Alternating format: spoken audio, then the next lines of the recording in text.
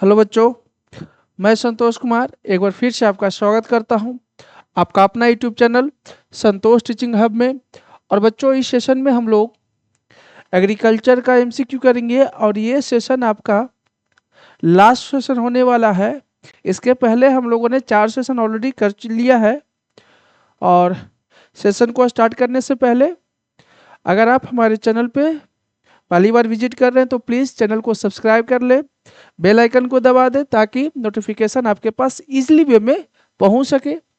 तो चलिए आज का सेशन स्टार्ट करते हैं और बढ़ते हैं अपने पहले क्वेश्चन की ओर। पहला क्वेश्चन ये रहा बाबू, आपके सामने है और इस क्वेश्चन में क्या बोला जा रहा है, which of the following is announced by government in support of A crop. देखो, गवर्नमेंट के द्वारा क्रॉप के सपोर्ट में जो है क्या अनाउंसमेंट की गई थी। तो आपको याद होगा, है ना, एमएसपी। क्या? एमएसपी आपको याद होगा, एमएसपी मिनिमम सपोर्ट प्राइस। इसके तहत क्या था कि गवर्नमेंट जो है डायरेक्टली जो है क्रॉप्स को क्या करती है, खरीद लेती है। फार्मर से डायरेक्टली जो है गवर्नमेंट जो है परचेज कर लेती है क्रॉप्स का। तो वो अनाउंसमेंट गवर्नमेंट के द्वारा कौन सा था? एमएसपी था, मिनिमम सपोर्ट प्राइस। अब ध्यान दीजिएगा, एमएसपी आप रट के गए हो और अगर ऐसे दे दे तो देखो ये मैक्सिमम सपोर्ट प्राइस है, ये मॉडरेट है, ये तो अलग हो जाएगा। चलिए ये तो गलत ही हो गया। तो ऑप्शंस ऐसा देगा कि आपको कंफ्यूज किया जा सके, लेकिन आपको कंफ्यूज नहीं होना है। एमएसपी का मतलब है मिनिमम सपोर्ट प्राइस। तो क्वेश्चन नंबर 1 का सही आंसर क्या हो गया? ऑप्शन नंबर बी हो गया। देखिए नेक्स्ट क्वेश्चन ये रहा। क्वेश्चन नंबर 2 में क्या बोल रहा है बाबू, primitive subsistence farming is also known as. आपको पिछले सेशन में बताया गया होगा कि प्रिमिटिव सब्सिस्टेंस फार्मिंग को किस नाम से जाना जाता है। इसे जाना जाता है slash and burn method, burn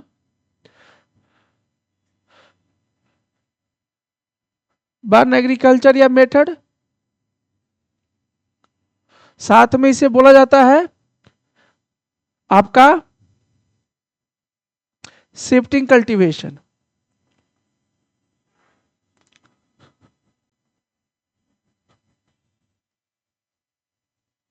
shifting cultivation के नाम से जाना जाता है। अब ऑप्शंस में आप देखिए कि ऑप्शंस में कौन सा दिया हुआ है, क्या स्लैश एंड बर्न एग्रीकल्चर है या शिफ्टिंग कल्टीवेशन या एग्रीकल्चर है।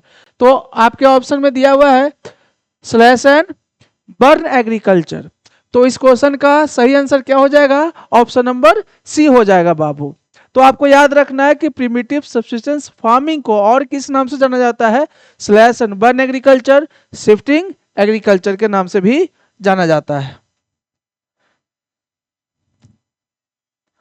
देखिए नेक्स्ट क्वेश्चन ये रहा, plantation agriculture is a type of. बोला गया कि प्लांटेशन एग्रीकल्चर किस तरह का फार्मिंग है ना। ऑप्शंस को देखते हुए देखिए, सब्सिस्टेंस फार्मिंग है, कमर्शियल फार्मिंग है, मिक्स फार्मिंग है या नन ऑफ द अबव है। देखिए प्लांटेशन एग्रीकल्चर जो है बाबू वो कमर्शियल फार्मिंग है। क्या है? कमर्शियल फार्मिंग है। और आपको याद होगा कि प्लांटेशन एग्रीकल्चर जो कमर्शियल फार्मिंग के अंतर्गत आता है, ये जो है लार्ज स्केल पे होता है। क्या होता है? लार्ज स्केल पे। अब लार्ज स्केल पे भी होगा, साथ में सिंगल क्रॉप का प्रोडक्शन किया जाता है ना, सिंगल क्रॉप का प्रोडक्शन किया जाता है। तो क्वेश्चन नंबर 3 का सही आंसर क्या हो गया? ऑप्शन नंबर बी इसका सही आंसर हो गया बाबू।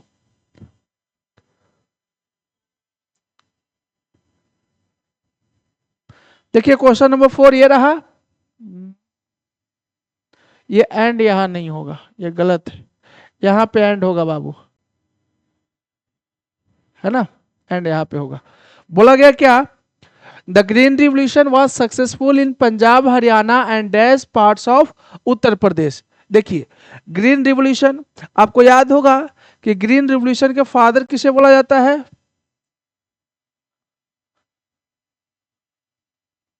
एम एस स्वामीनाथन,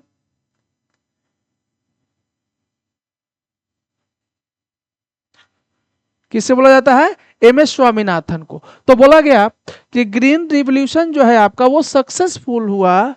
कहां सक्सेसफुल हुआ? पंजाब में, हरियाणा में और उत्तर प्रदेश के किस पार्ट में हुआ है? तो देखिए आपके पास ऑप्शन है, ऑप्शन नंबर ए में क्या है? Western Uttar Pradesh. Option number B है eastern Uttar Pradesh. Option number सी क्या है? मध्य प्रदेश दे रहा। बाबू बताओ कि मध्य प्रदेश जो है उत्तर प्रदेश में आता है? नहीं ना। तो ऑप्शन नंबर सी क्या हो गया? पहले ही गलत हो गया बाबू। ऑप्शन नंबर डी में देखिए क्या गुजरात है, ये ऐसे भी गलत हो गया। दो ऑप्शन आपका ऐसे ही छट गया। अब ध्यान रखिएगा कि ग्रीन रेवोल्यूशन जो है सक्सेसफुल हुआ था पंजाब, हरियाणा और कहां? उत्तर प्रदेश का आपका ईस्टर्न पार्ट में। किस पार्ट में? ईस्टर्न पार्ट में हुआ था। ईस्टर्न नहीं, वेस्टर्न। क्या हुआ था? वेस्टर्न पार्ट में। Option number A western part में। ईस्टर्न मैंने बोल दिया। देखिए तो ग्रीन रिवॉल्यूशन जो है सक्सेसफुल हुआ पंजाब, हरियाणा और यूपी का वेस्टर्न पार्ट में। यहां पे प्रोडक्शन बहुत ज्यादा होता है। ग्रीन रिवॉल्यूशन के तहत व्हीट का प्रोडक्शन, राइस का प्रोडक्शन और आपका पल्सेस का प्रोडक्शन ये बढ़ गया था, है ना। ये बहुत अधिक मात्रा में होने लगी थी। तो क्वेश्चन नंबर 4 का सही आंसर क्या है? ऑप्शन नंबर ए है बाबू।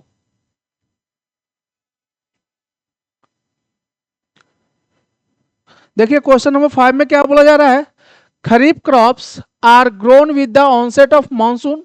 बोला गया कि खरीफ क्रॉप्स जो है मानसून के स्टार्ट होने पे किया जाता है in different parts of the country and these are harvested in. देखिए खरीफ क्रॉप्स बोला गया सिंपल भाषा में कि खरीफ क्रॉप्स जो है मानसून जब स्टार्ट होता है तब किया जाता है और इसकी हार्वेस्टिंग जो है, इसकी कटाई जो है कब की जाती है वो आपसे पूछा जा रहा है। ऑप्शन है आपके दिए हुए। तो खरीफ क्रॉप्स को जो है ग्रोन किया जाता है मानसून के स्टार्ट होने पे और इसकी हार्वेस्टिंग की जाती है सितंबर से अक्टूबर के बीच में बाबू। कब? सितंबर से अक्टूबर के बीच में की जाती है। तो क्वेश्चन नंबर 5 का सही आंसर क्या है? ऑप्शन नंबर सी।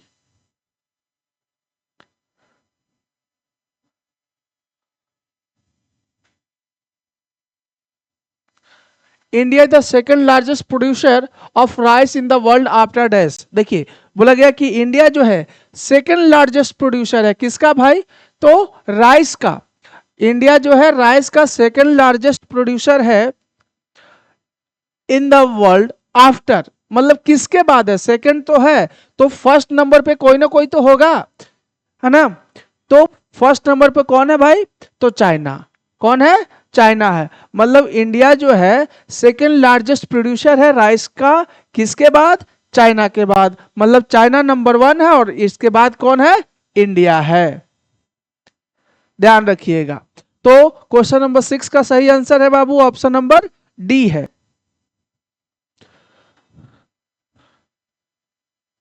देखिए क्वेश्चन नंबर 7 ये रहा। क्वेश्चन को पढ़िए और जवाब देने का कोशिश कीजिएगा। क्वेश्चन नंबर 7 में क्या है बाबू? Rice is a kharif crop. बोला गया कि राइस कैसा क्रॉप है? खरीफ क्रॉप है। आप भी जानते हो that requires high temperature above 25 degree Celsius. बोला गया कि इसको 25 डिग्री सेल्सियस से ऊपर का जो है टेम्परेचर चाहिए और ह्यूमिडिटी, हाई ह्यूमिडिटी चाहिए विथ एनुअल रेनफॉल अबव। देखो इसको एनुअली जो है कितना रेनफॉल चाहिए? तो वो चाहिए बाबू अबव 100 सेंटीमीटर। कितना? अबव 100 सेंटीमीटर चाहिए। राइस का प्रोडक्शन करने के लिए आपका टेम्परेचर 25 डिग्री से अबव चाहिए, हाई ह्यूमिडिटी भी चाहिए और उसके साथ एनुअल रेनफॉल कितना चाहिए? अबव 100 सेंटीमीटर चाहिए। तो क्वेश्चन नंबर 7 का सही आंसर क्या हो गया? ऑप्शन नंबर ए हो गया बाबू।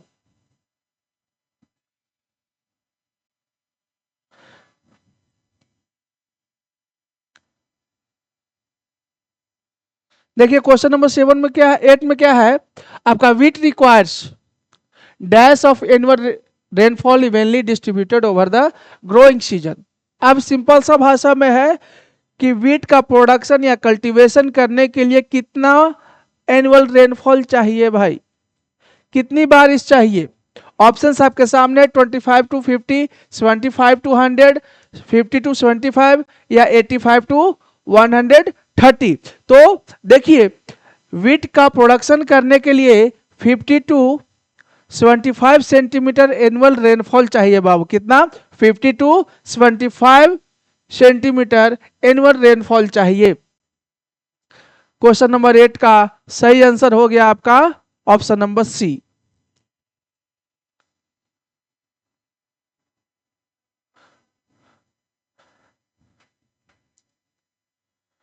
अब देखिए dash is the largest producer as well as the consumer of pulses in the world. बोला गया कंट्री का नाम है कि कौन सा देश जो है लार्जेस्ट प्रोड्यूसर है, साथ में लार्जेस्ट कंज्यूमर भी है। लार्जेस्ट प्रोड्यूसर के साथ साथ लार्जेस्ट कंज्यूमर भी है। किसका कंज्यूमर है भाई? तो पल्सेस का, मतलब सबसे ज्यादा जो है पल्सेस कहाँ ग्रोथ किया जाता है, कहाँ कल्टीवेशन की जाती है, और कल्टीवेशन के साथ साथ कंज्यूम भी किया जाता है, खपत भी किया जाता है, खाया जाता है। तो वो है बाबू इंडिया। वो कौन सा देश है? इंडिया में। इंडिया जो है, इंडिया में जो है बाबू पूरे वर्ल्ड में जितना पल्सेस का प्रोडक्शन होता है उस प्रोडक्शन का 25% प्रोडक्शन जो है, पल्सेस का 25% प्रोडक्शन जो है इंडिया में होता है। ये प्रोडक्शन की बात है। तो बाबू कंज्यूम करेगा, वो कंज्यूम भी करेगा। तो कंज्यूम कितना करता है? 27% कंज्यूम करता है, याद रखिएगा, है ना। लार्जेस्ट प्रोड्यूसर है लेकिन लार्जेस्ट कंज्यूमर भी है, खपत भी उतना ही है। कितना परसेंट है? 27% है, याद रखिएगा। मतलब अगर 25% हम लोग प्रोड्यूस कर रहे हैं और 27% कंज्यूम कर रहे हैं, इसका कहने का मतलब यह भी हुआ कि ये जो 2% का डिफरेंस आ रहा है, ये 2% जो है हम लोग क्या करते हैं, दूसरे कंट्री से इंडिया मंगवाते हैं, इंडिया लाते हैं, है ना, इंपोर्ट करते हैं हम लोग। तो क्वेश्चन नंबर 9 का सही आंसर हो गया बाबू option number D.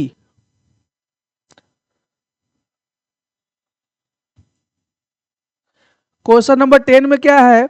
Question number 10 में देखिएगा, बोला गया कि bajra grows well on sandy soil and shallow dash. बोला गया कि बाजरा जो है एक तो सैंडी सॉइल पे अच्छा ग्रोथ करता है, और दूसरा जो है कौन सा सॉइल पे? तो वो देखिए ब्लैक सॉइल पे। किस पे? ब्लैक सॉइल पे बाबू। ब्लैक सॉइल पे जो है बाजरा, ब्लैक सॉइल और सैंडी सॉइल पे जो है बाजरा का प्रोडक्शन अच्छा होता है। तो क्वेश्चन नंबर 10 का सही आंसर क्या है? ऑप्शन नंबर ए है बाबू।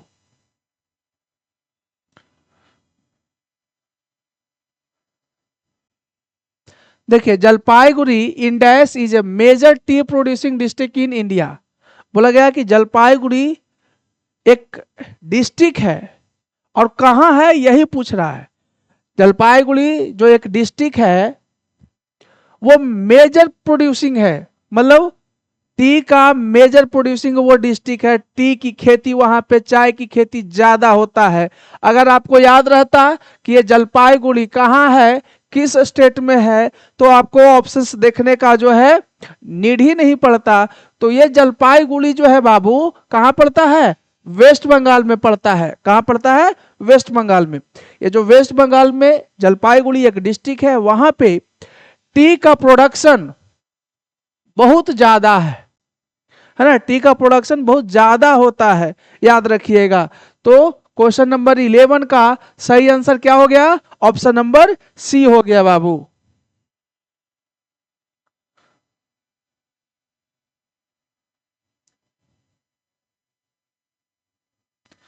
देखिए क्वेश्चन नंबर 12 में क्या है?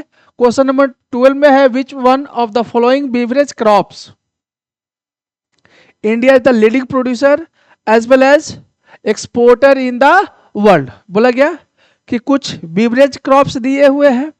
अब बीवरेज क्रॉप्स में से कौन सा बीवरेज क्रॉप्स जो है इंडिया उसमें लीडिंग प्रोड्यूसर है और साथ में एक्सपोर्टर भी है। ऑप्शन है आपके कॉफी, पल्सेस, टी, कर्ड। क्या होगा आंसर इसका? देखिए बीवरेज क्रॉप में क्या आता है बाबू? बीवरेज क्रॉप में टी हो गया, कॉफी हो गया, ये सारी चीजें आती हैं, है ना। तो अब बीवरेज क्रॉप में कौन सा बीवरेज क्रॉप का प्रोडक्शन जो है इंडिया में ज्यादा होता है और साथ में इंडिया एक्सपोर्टर भी है? तो वो है आपका ऑप्शन नंबर सी, इसका सही आंसर है टी का। किसका? टी का। टी जो है इंडिया में ज्यादा किया जाता है, ये लीडिंग प्रोड्यूसर है टी का और साथ में लीडिंग एक्सपोर्टर भी है। सबसे ज्यादा चाय की खेती भारत में और एक्सपोर्टर भी भारत ही है। इसका सही आंसर क्या हो गया? ऑप्शन नंबर सी हो गया।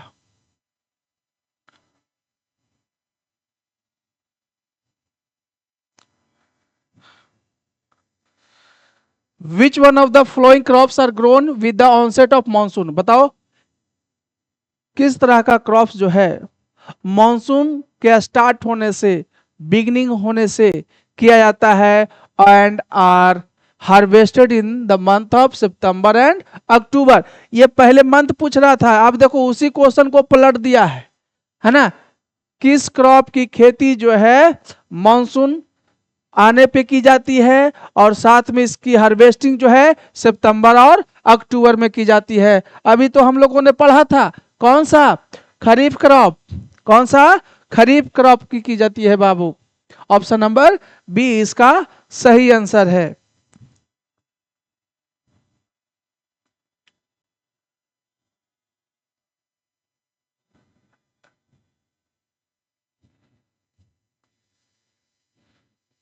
देखो what is the rearing of silk worm for the production of silk called? देखो rearing of silk worm for the production of silk is called what? Horticulture, pisciculture, sericulture और agriculture. देखो बाबू horticulture में क्या है? हॉर्टिकल्चर में याद रखना, हॉर्टिकल्चर में क्या है? Art of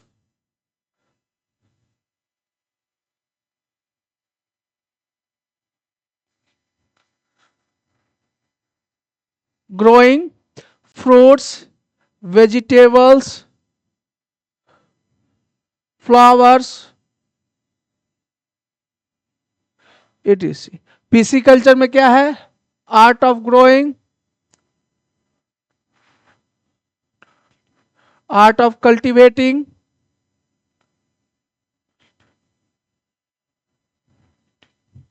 fish. सेरिकल्चर तो यही होगा, rearing of silk warm. Agriculture में क्या है? Art of growing crops. अब देखिए आपके सामने ये लिखा हुआ है कि हॉर्टिकल्चर क्या है बाबू? हॉर्टिकल्चर है जो फल, फूल या वेजिटेबल्स वगैरह, फ्रूट्स, वेजिटेबल्स और फ्लावर्स का जब खेती किया जाता है उसे क्या बोला जाता है? हॉर्टिकल्चर बोला जाता है। पिसिकल्चर में क्या है? मत्स्य पालन है, मछली पालन है, आर्ट ऑफ कल्टिवेटिंग फिश होता है। एग्रीकल्चर में क्या है? आर्ट ऑफ ग्रोइंग क्रॉप्स, है ना, क्रॉप्स की खेती की जाती है। सेरिकल्चर में क्या है? Rearing of silk worm for the production of silk is called या is known as sericulture. Option number C is the correct answer.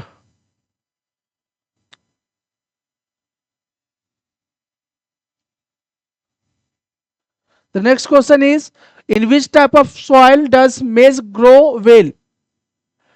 In which type of soil does maize grow well? Maize grow well on old alluvial soil. Maize grows well on old alluvial soil, मतलब मक्के की खेती सबसे ज्यादा या अच्छा माना जाता है ओल्ड अलूवियल सॉइल पे। और आपको याद होगा कि ओल्ड अलुवियल सॉइल को क्या बोला जाता है? बांगर बोला जाता है। क्या बोला जाता है? बांगर बोला जाता है बाबू, ध्यान रखिएगा, आपने पढ़ा होगा पहले भी, बांगर और खादर, है ना। तो मेज की खेती अच्छा माना जाता है ओल्ड अलुवियल सॉइल पे, और उस ओल्ड अलुवियल सॉइल को किस नाम से जाना जाता है? उसे जाना जाता है बांगर के नाम से। ऑप्शन नंबर सी इसका सही आंसर है।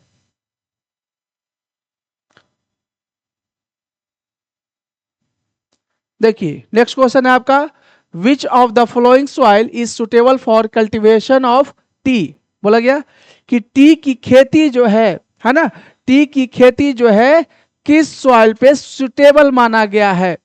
टी की खेती जो है किस सॉइल पे सुटेबल माना गया है? तो ध्यान रखिएगा, टी का कल्टीवेशन जो है वो सुटेबल माना गया है लेटेराइट सॉइल पे। किस पे? लेटेराइट सॉइल पे जो है वो सुटेबल माना गया है। टी का कल्टीवेशन लेटेराइट सॉइल पे जो है ज्यादा होता है। ऑप्शन नंबर डी इसका सही आंसर है बाबू।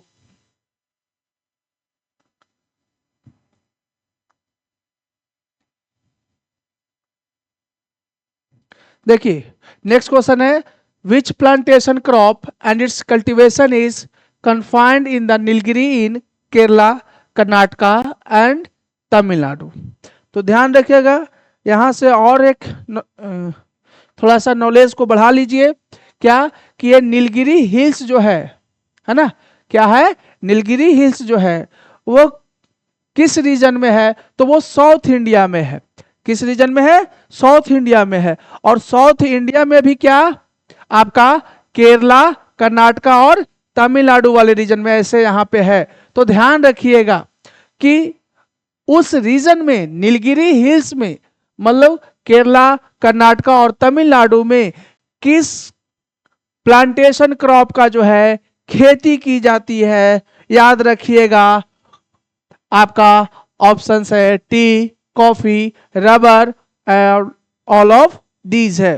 तो ध्यान रखिएगा बाबू, नीलगिरी हिल्स में जो केरला, कर्नाटका और तमिलनाडु में है, वहां पे कॉफी का प्रोडक्शन जो है अच्छा होता है, ज्यादा होता है। तो ऑप्शन नंबर बी इसका सही आंसर है बाबू।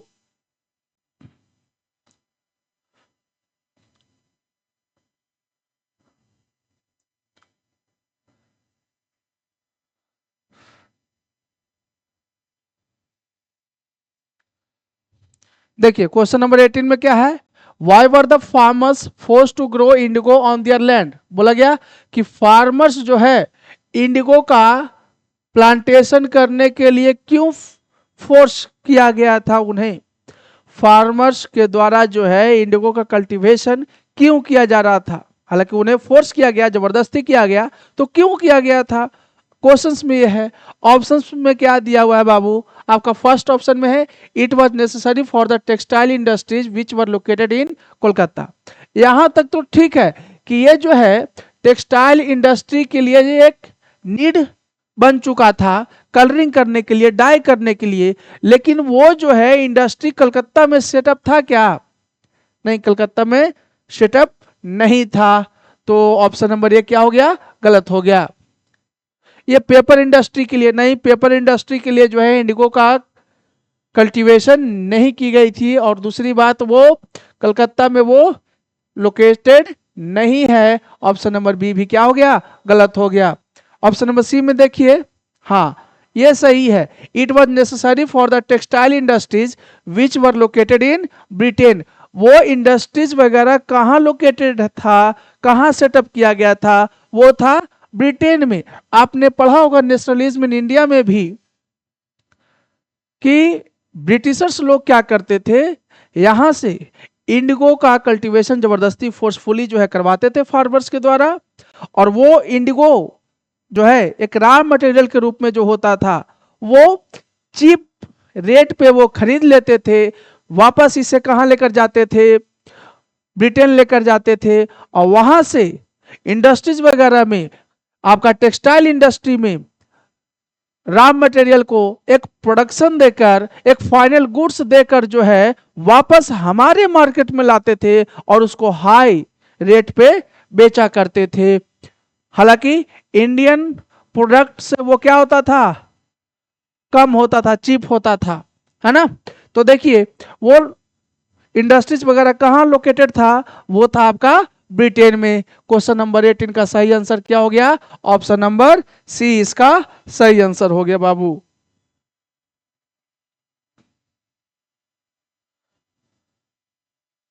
अब देखो क्वेश्चन नंबर 19 में क्या है, for the production of wheat there should be, मतलब व्हीट के प्रोडक्शन के लिए जो है क्या चाहिए, ये चार ऑप्शंस है, चारों ऑप्शन में से कोई एक ऑप्शन क्या है आपका सही है, बाकी क्या है आपके गलत है। देखिए कूल एंड वेट क्लाइमेट, है ना, कूल एंड वेट क्लाइमेट, ये तो सही है कि कूल और वेट क्लाइमेट चाहिए इन इट्स ग्रोइंग पीरियड, जब वो ग्रो करता है ना, जब उस ग्रो करता है, ग्रोथ करते रहता है, तो उस समय जो है आपका कूल और वेट क्लाइमेट चाहिए। लेकिन जब वो राइप करने लगता है ना, पकते समय वो जो है कैसा क्लाइमेट चाहिए, हॉट क्लाइमेट चाहिए। ये बिल्कुल क्या है, ऑप्शन नंबर ए ही आपका क्या हो गया, सही हो गया। Sufficient heat but very little rainfall, ये नहीं, वेरी लिटिल ना के बराबर, गलत। Sufficient heat and heavy rainfall, ये भी बहुत ज्यादा बारिश हो गया, नहीं। अब देखिए hot climate during the growing, hot climate में होता है, ये विट जो है किसका एग्जाम्पल है, रबी क्रॉप का जो है एग्जाम्पल है, तो वहां पे उस समय जो है हॉट क्लाइमेट कैसे होगा, ऑप्शन नंबर डी भी क्या हो गया, गलत हो गया। मतलब क्वेश्चन नंबर 19 का सही आंसर क्या है, ऑप्शन नंबर ए इसका सही आंसर है बाबू।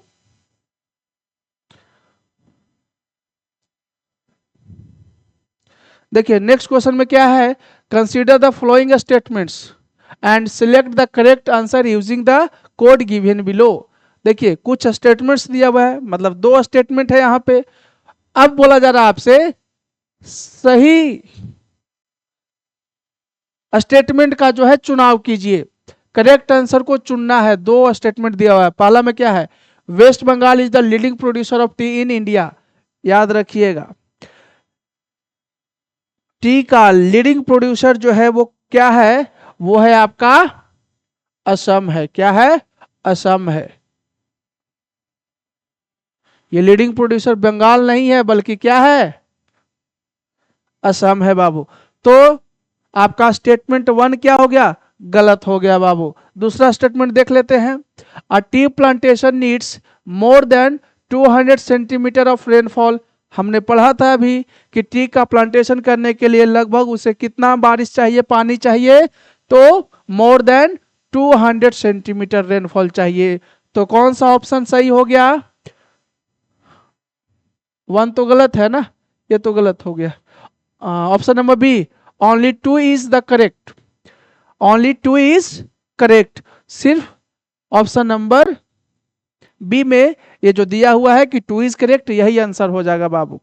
देखिए अब आपका जो है एग्रीकल्चर का पूरा एमसीक्यू जो है आपका फिनिश हो गया।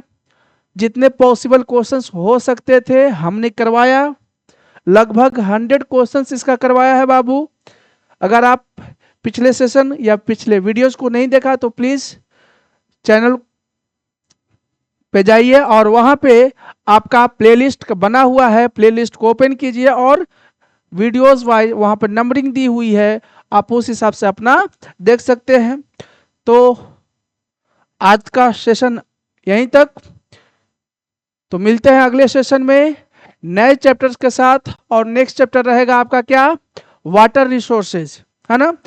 तो चलिए तब तक बने रहिए हमारे चैनल पे, और चैनल को प्लीज सब्सक्राइब कर ले, बेल आइकन दबा दें ताकि नोटिफिकेशन आपके पास इजली वे में पहुंच सके। चलिए मिलते हैं अगले सेशन में, थैंक यू।